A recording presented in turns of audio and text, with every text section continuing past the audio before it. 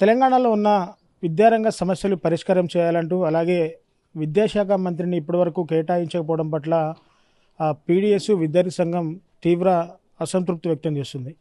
తెలంగాణలో వెంటనే విద్యాశాఖ మంత్రిని ఏర్పాటు చేసి పెండింగ్లో ఉన్న స్కాలర్షిప్లు అలాగే గురుకులాల సమస్యలు కూడా వెంటనే పరిష్కరించాలంటూ కూడా పీడిఎస్ ఆందోళన పర్వం కొనసాగిస్తున్న పరిస్థితి కనబడుతుంది. సో ప్రస్తుతం మన దగ్గర కొంతమంది పీడిఎస్ విద్యార్థి సంఘం నాయకులు మనకు అందుబాటులో ఉన్నారు. వారితో ఒక్కసారిగా మాట్లాడే ప్రయత్నం చేద్దాం. సో వెంకటేష్ మనకు ముఖ్యంగా అందుబాటులో ఉన్నాడు. సో చెప్పండి, తెలంగాణ రాష్ట్రంలో కాంగ్రెస్ పార్టీ ప్రభుత్వాన్ని ఫామ్ చేసి కూడా దాదాపు సంవత్సర కాలం గడుస్తున్నా ఇప్పటివరకు విద్యాశాఖ మంత్రిని కేటాయించకపోవడం పట్ల మీరే విధంగా అనుకుంటున్నారు, చెప్పండి. ఈరోజు కాంగ్రెస్ ప్రభుత్వం అధికారం వచ్చిన ఏడాది పాలనలో విద్యారంగంపై కాంగ్రెస్ ప్రభుత్వానికి చిత్తశుద్ధి లేదని చెప్పి మేము భావిస్తూ ఉన్నాము. అందులో భాగంగానే మేము పీడిఎస్గా ప్రభుత్వాన్ని ఒకటే డిమాండ్ చేస్తున్నాము. మేము అధికారానికి వస్తే విద్యారంగ సమస్యలు పరిష్కరిస్తున్నారు, కానీ తెలంగాణ రాష్ట్రంలో ముఖ్యంగా ఉన్నత విద్యతో పాటు ప్రైమరీ విద్య వరకు కూడా అనేక సమస్యలు ఈరోజు రాష్ట్రంలో ఉన్నటువంటి పరిస్థితి కనిపిస్తోంది. దానికి నిదర్శనమే ఈరోజు తెలంగాణ రాష్ట్రానికి ఒక విద్యాశాఖ మంత్రి కూడా కరువైన పరిస్థితి కనిపిస్తోంది. విద్యారంగ సమస్యలు తెలియజేద్దామన్నా కానీ కనీసం విద్యారంగ సమస్యలు ఏమున్నాయని తెలుసుకోవడానికి కూడా ఒక విద్యాశాఖ మంత్రి లేడు. తెలంగాణ ముఖ్యమంత్రి గారు నేను కూడా విద్యాశాఖ మంత్రి కూడా నేనే చూస్తానని చెప్పేసి చెప్పడం జరిగింది. మరి ఏడాది పాలన కావస్తుంది. మరి ఏడాది పాలన మీరు ఏం చేస్తారని అడుగుతా ఉన్నాము. ఈరోజు ఏడాది పాలనలో సుమారు గురుకుల విద్య చూసుకుంటే సొంత భవనాలు లేకపోవడం వల్ల విద్యార్థులు ఫుడ్ పాయిజన్ అయ్యి సరైన సౌకర్యాలు లేకపోవడం వల్ల 45 మంది విద్యార్థులకు పైగా చనిపోయిన పరిస్థితి కనిపిస్తూ ఉంది. మేము అడుగుతా ఉన్నాం, ఈరోజు ఒక సినిమా ఘటన వల్ల ఒక విద్యార్థి చనిపోతే మీరు అసెంబ్లీ సాక్ష్యం మాట్లాడారు.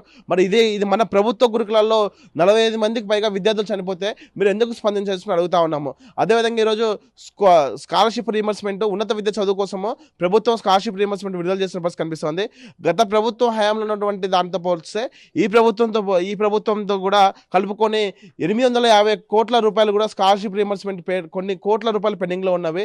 ఖమ్మం జిల్లాకి 3 మినిస్టర్స్ ఉన్నారు, జిల్లాకి యూనివర్సిటీ కేటాయిస్తా అని చెప్పేసి అన్నారు. ఏడాది పాలన కావస్తా ఉన్నది. ఈ ఏడాది పాలనలో ఖమ్మం జిల్లాకి యూనివర్సిటీ ప్రతిపాదన కూడా లేదు, అసెంబ్లీ సాక్షి ఎక్కడ కూడా మారింది లేదు. ఈ 3 మినిస్టర్స్ ఉన్నా కూడా విద్యార్థులకు ఉన్నత విద్య అందం దాక్షలుగా మారిందని అడుగుతా ఉన్నాం. ఎందుకంటే ఇక్కడ ఉన్నటువంటి విద్యార్థులు ఉన్నత విద్య కోసం పక్క జిల్లాలకు వెళ్ళి చదువుకునే పరిస్థితి కనిపిస్తుంది. అదేవిధంగా యూజీసీ అంటే యూనివర్సిటీకి స్వయం ప్రతిపాదన ఏదైతే ఉందో ఆ బీజేపీ ప్రభుత్వము యూనివర్సిటీని కాషాయకరణ చేసే విధంగా ఈరోజు గవర్నర్ పరిధిలో ఉంచే పరిస్థితి కనిపిస్తూ ఉంది. దీన్ని పీడిఎస్గా మేము వ్యతిరేకిస్తూ ఉన్నాము. స్వయం ప్రతిపత్తి ఏదైతే ఉందో అది రాష్ట్ర ప్రభుత్వాల మీద ఉండే విధంగా చర్యలు చేపడం చేసి మేము అడుగుతా ఉన్నాము.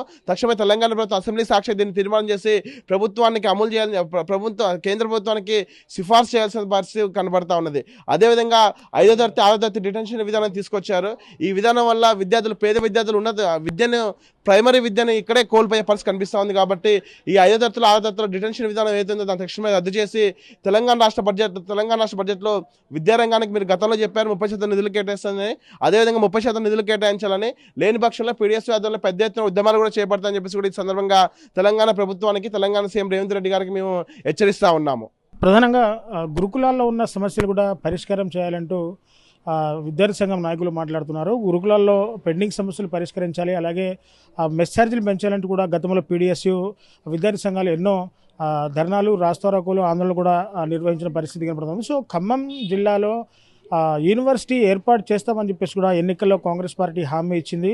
కానీ ఇప్పటివరకు యూనివర్సిటీ హామీ ఏమైందని చెప్పేసి కూడా వాళ్ళు అడుగుతున్న పరిస్థితి కనబడదు. సో మన దగ్గర పీడిఎస్ జిల్లా అధ్యక్షుడు లక్ష్మణ్ కూడా మనకు అందుబాటులో ఉన్నారు. అక్కడ లక్ష్మణ్తో మాట్లాడదాం. సో లక్ష్మణ్, యూనివర్సిటీ కూడా ఖమ్మంలో గిరిజన యూనివర్సిటీని ఏర్పాటు చేస్తామని చెప్పేసి కూడా గతంలో ఎన్నికల్లో చెప్పడం జరిగింది. సో యూనివర్సిటీ కూడా రాలేదు, అలాగే గురుకులాల్లో ఉన్న పెండింగ్ సమస్యలు కూడా క్లియర్ కాలేదంటూ మీరు పెద్ద ఎత్తున సమస్యలు లేవదీస్తున్న తరుణంలో మీరు కాంగ్రెస్ పార్టీకి విద్యాశాఖ మంత్రిని ఏర్పాటు చేయాలని కోరుకుంటున్నారు.